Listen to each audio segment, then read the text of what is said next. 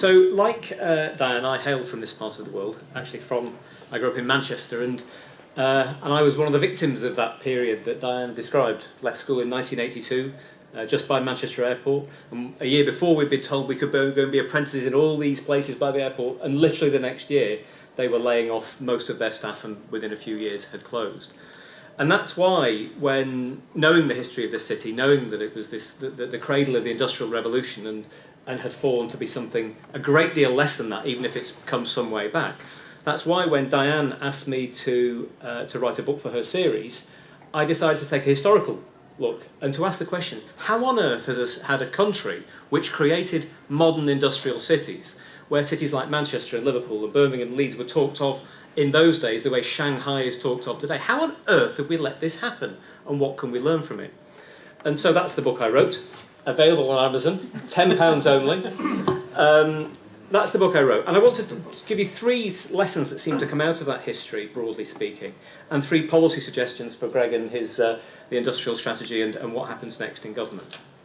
I'm going to have to talk about Brexit in the first of those. One of the lessons of all economic history is that economic nationalism is bad for growth, and that shocks to economies are even worse if they're of a profound kind. And like Diane, I'm somebody who believes that the downside risks from Brexit are absolutely phenomenal, even if in some future world there may be some very significant upsides. The downsides are going to hit us very soon, and frankly, Greg, if you and your colleagues don't get this one right, we can all do whatever we want on industrial strategy, and it'll be like trying to drain the ocean with a teaspoon. So history shows us that shocks matter, and Brexit is going to be a shock. Secondly,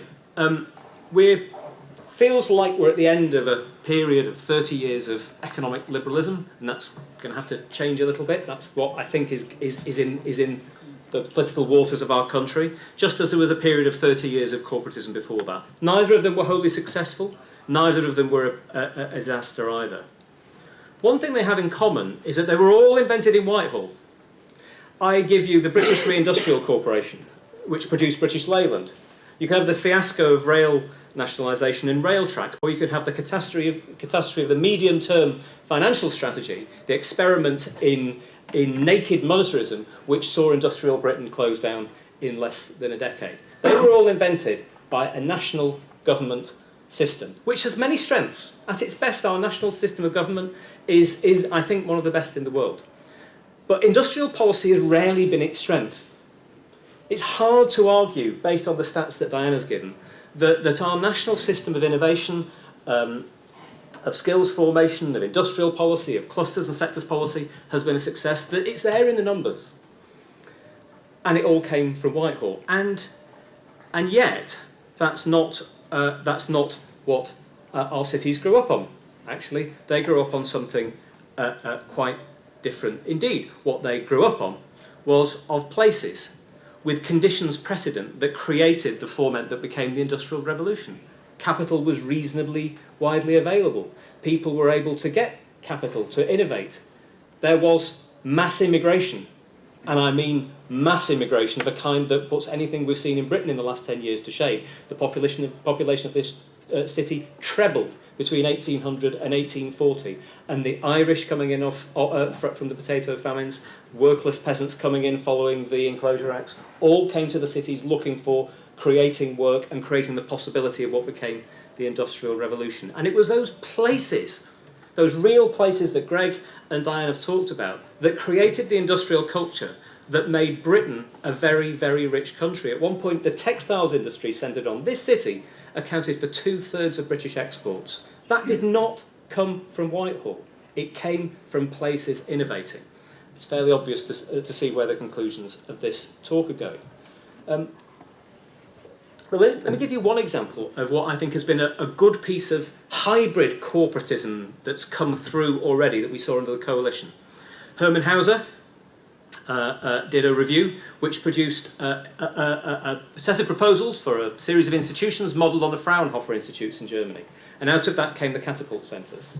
And I think most people who've been involved in catapults, though not all of them, will say that they have been a major step forward for this country, bringing together industry, the public sector, universities, and the very successful one, not very far from here, in Sheffield, sees Boeing doing great research, sees McLaren doing some of their leading edge research, and it's fantastic. But here's the rub.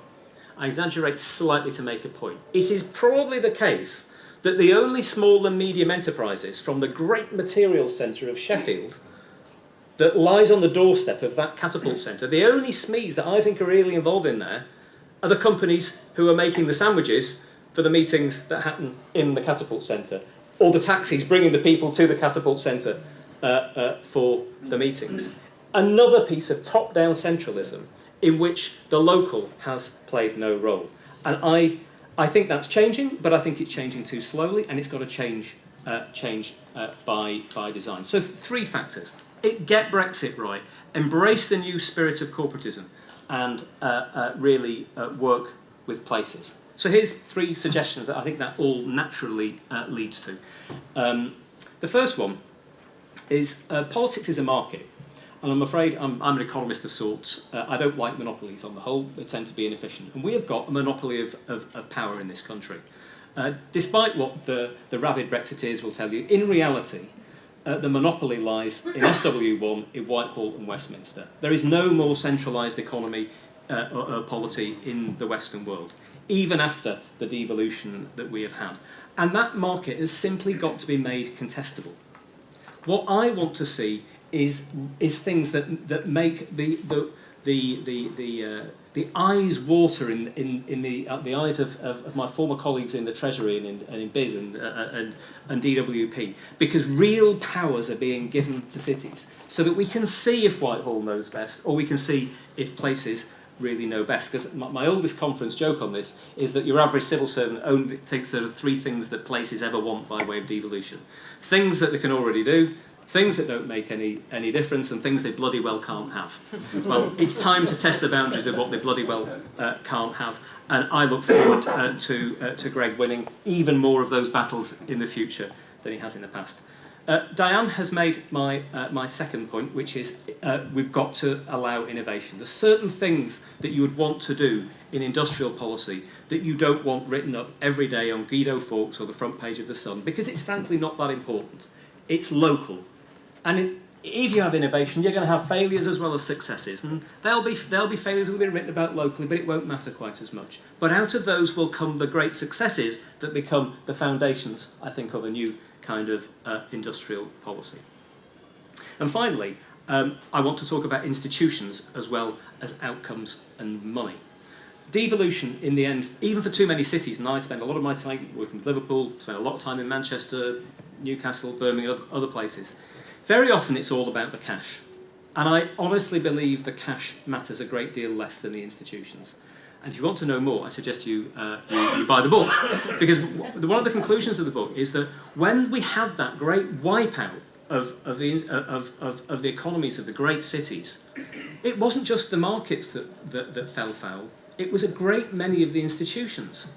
Political parties were hollowed out. Churches were hollowed out.